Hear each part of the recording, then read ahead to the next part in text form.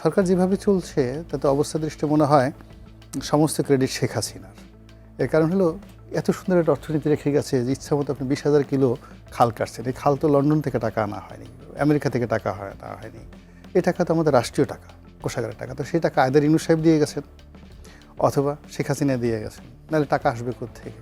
এক মাসে এই প্রধানমন্ত্রীকে আপনি আসলে কেমন দেখছিলেন, আপনার বিশ্লেষণ? আমরা তো সবসময় ক্ষমতার পুজোরি।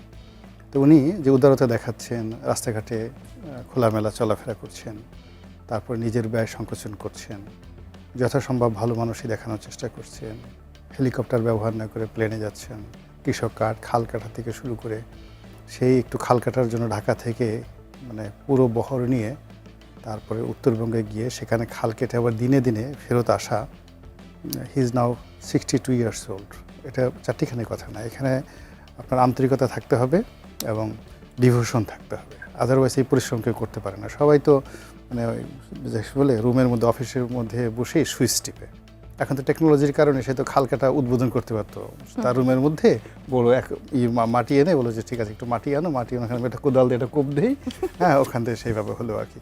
তো সেই কাজ না করে তিনি প্র্যাকটিক্যালি ফিল্ডে যাচ্ছেন, দৌড়াদৌড়ি করছেন। তো এই একটা মাস সব মানুষ তো আমি তার সম্পর্কে এখন পর্যন্ত হতাশ হওয়ার মতো কিছু দেখিনি, হতাশ হওয়ার মতো কিছু শুনিনি। কিছু আতেল আছে আমাদের মতো যারা সব কিছুর মধ্যেই নেতিবাচক দিক দেখে, তারা হয়তো ভিন্ন কথা বলছেন এবং এটা বলবে, এবং এটাই রাজনীতির সৌন্দর্য। কেননা যে কোনো সাউন্ডই শব্দই আসলে বিফলে যায় না।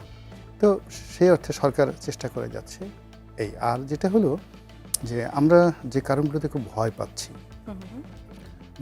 হলো 15 বছরের যে অব্যাহত যে ডিস্ট্রাকশন, আইনশৃঙ্খলা ডিস্ট্রাকশন, বিচার ব্যবস্থা, তারপরে ফাইন্যান্স, অর্থনীতি, কর্মসংস্থান, শিল্পায়ন, এবং এটা আবার ডক্টর মোহাম্মদ ইউনূসের জমানাতে আরও ম্যাসিভ খারাপ অবস্থায় গেছে।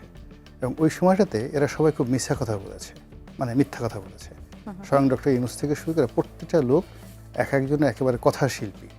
এমন সুন্দরভাবে তারা মিথ্যা কথা বলেছে যে সারা দেশ দুধ এবং নহরে ভাসছে।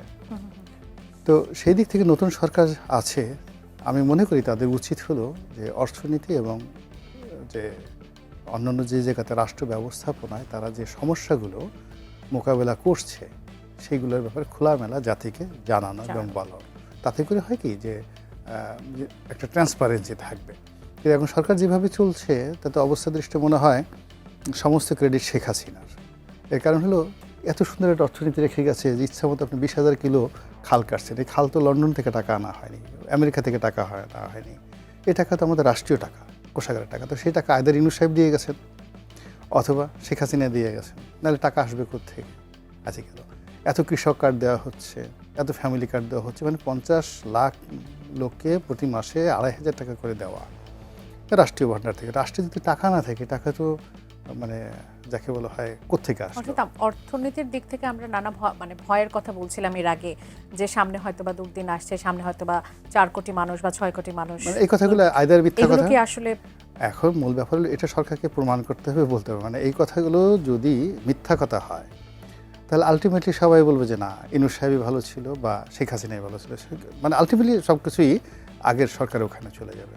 তা আমার কাছে যেটা মনে হচ্ছে যে সরকার যদি ট্যাক্টফুল হতো তাহলে খরচের খাতের তুলনায় যদি আয়ের খাতটা প্রথম কয়েকটা মাস দেখাতো বেশি আয় করতে হবে, এই সমস্যা আছে, এই সমস্যা আছে, তারপরে ধীরে ধীরে আস্তে আস্তে ছাড়লে মানুষ খুশি হতো যে আমি কাজ করতে চাই, কিন্তু আগের সরকার সব ফুকলা করে গেছে, আগের সরকার সব নিয়ে গেছে, তাহলে এগুলো অনেকটা ডিপ্লোম্যাটিক হতো। কিন্তু এখন যেভাবে রাজভাণ্ডার থেকে টাকা বেরোচ্ছে আর যেভাবে খরচ হচ্ছে তাতে মনে হয় যে তো ওখানে টাকার বস্তা রেখে যাওয়া হয়েছে।